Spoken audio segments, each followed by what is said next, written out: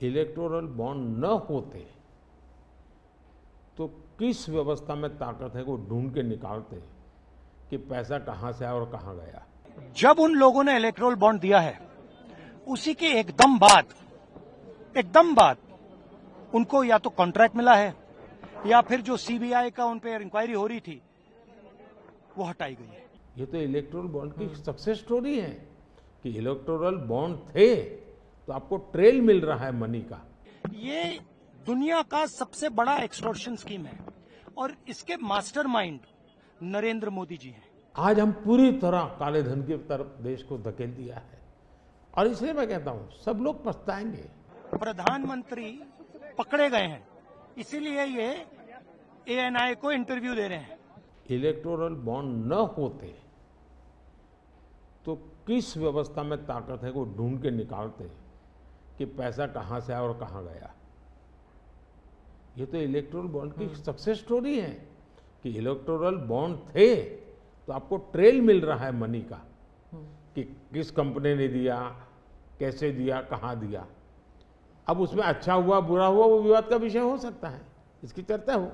मुझे जो चिंता है वो मैं ये कभी नहीं कहता हूं निर्णय में कोई कमी नहीं होती है।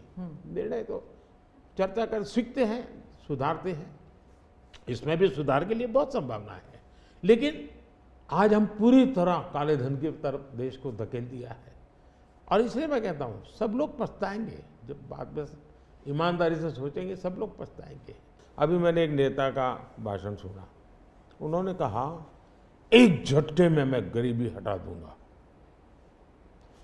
अब जिनको 5-5, 6-6 दशक देश का राज करने को मिला वो जब आज कहेंगे कि मैं एक झटके में गरीबी हटा दूंगा तो देश सोचता है ये क्या बोल रहे हैं। तो मुझे लगता है पॉलिटिकल लीडरशिप की क्वेश्चनेबल होती जा रही है। ऐसे में प्राण जाए और वचन न जाए, ये महान परंपरा से हम निकले हुए लोग हैं। मैं मानता हूं कि नेताओं ने ओनरशिप लेनी चाहिए, जिम्मेवारी लेनी चाहिए। ये मैं जो बोल रहा हूं मतलब मेरी जिम्मेवारी है, ये कोई करेगा ऐसा करेगा ऐसे नहीं चलता है। और उसमें से मैंने बल दिया है गारंटी का। Electoral bond is a very transparent thing. Everybody knows who has donated what. And now, भैया इलेक्टोरल बॉन्ड की बात पता क्या है, उसमें ना जरूरी बात है नाम और तारीखें, डेट्स।